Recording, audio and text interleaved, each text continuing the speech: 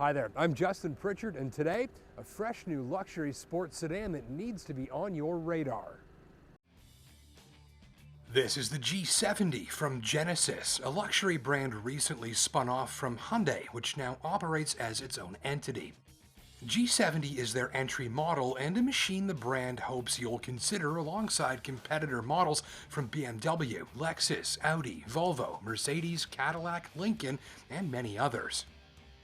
As the new brand on the block, Genesis does things a little differently, including how they come to you with a car to test drive, deliver your car to you if you buy, and even pick it up for servicing and leave you with a loaner.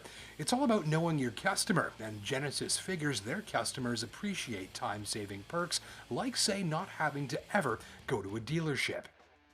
And here's the sticky on this special tester. Big Brembos? Check. Punchy little 2-liter turbo engine? Check. 3 pedals and 6 manually shifted gears? Check. Rear-wheel drive? But of course. Now, they probably won't sell a whole lot of these manual rear-drive units in Canada because everyone here tends to go all-wheel drive, and that means they'll opt for the more popular 3.3-liter twin-turbo V6, which comes only with all-wheel drive and automatic. Still, Genesis knows some shoppers would love a setup like this affordable and frisky rear-drive unit with a stick, and so this 2.0T Sport model is a thing that exists. But it's not the time-saving service perks or the surprising availability of a manual transmission that are even the key reasons to check this car out. Simply, the best thing about this machine, and I think its biggest draw, is how it feels. Have you ever eaten a really good sandwich? I mean, sandwiches are all sort of the same, really, but you know when you've had a really good one because it just sort of stands out. And that's kind of what's happening here. It starts on the highway. G70 reminds me of something like a Lexus or a 3 Series in the way that it feels dense and very durable, almost like it weighs 10 tons while it's just cruising along. It feels a bigger, heavier, and more substantial car until you give it further instructions from the controls where it feels remarkably eager.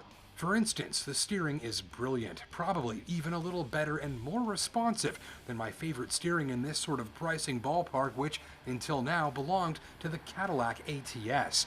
In the G70, the action at the wheel is liquid smooth, relatively heavy, and very fast, meaning only tiny little inputs are needed to generate a big reaction from the car. So there's little work at the wheel. You steer with your wrists and fingers, not with your arms and shoulders, mostly. On the other hand, when driving it hard, it's pure go-kart, mischievous and very responsive.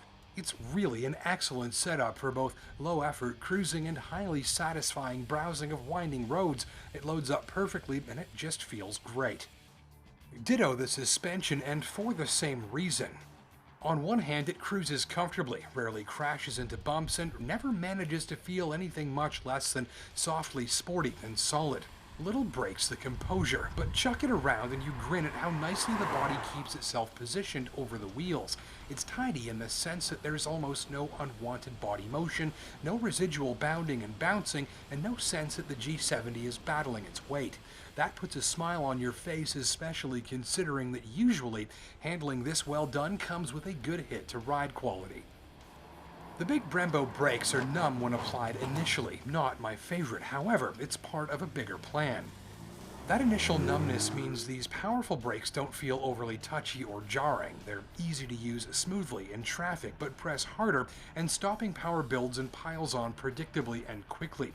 Precision grows as you get deeper into the pedal, and like the steering and suspension and handling, it feels like someone worked weekends for a while dialing this in to feel really good. All said, the brakes perform well, inspire confidence, and are nicely matched to the rest of the package.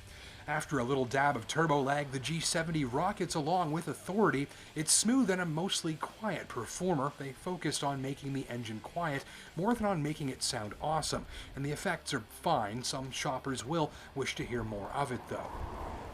The clutch is heavier and springier than you think, perfect for the enthusiast who wants to feel like they've stepped on a sporty clutch and not a heap of steamed Kleenex. The shifter isn't my favorite. It's got a longish throw, feels a little clunky and a bit too springy at times, but ultimately you'll get used to it and sort out the rhythm required between your feet and arm to shift smoothly and cleanly. One other thing to note here, if you're considering the manual transmission, but maybe you do a lot of driving in moderate traffic and you're not sure if that'll wear you out. Now, the clutch and shifter in this thing are heavier than you think. This is not your flick of the wrist, flick of the ankle sort of setup, and you've got to put a little bit of muscle into it. However, with all of that low-end torque from this engine, downshifting is almost always optional. You've got lots of jam, even at very low revs, which means in traffic that's always speeding up and slowing down, you can work the gearbox as much as you like, but you never really have to.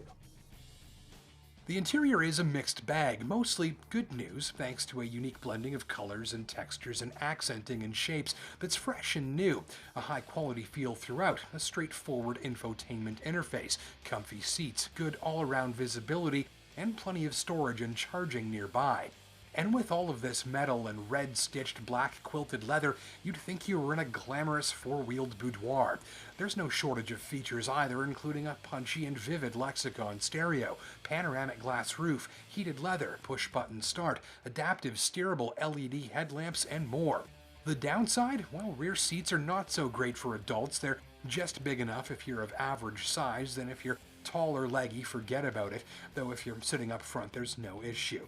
Also, there's a little bit too much recycling going on inside, though much of the design and trimmings are unique to Genesis. If you're arriving from, say, a Sonata or the former Hyundai Genesis Coupe, you'll probably notice a few too many things carried over, including many switches and stalks and the entire infotainment system, which could make it feel a bit like less of an upgrade. Also, for the money, I could have done with a power-adjustable passenger seat.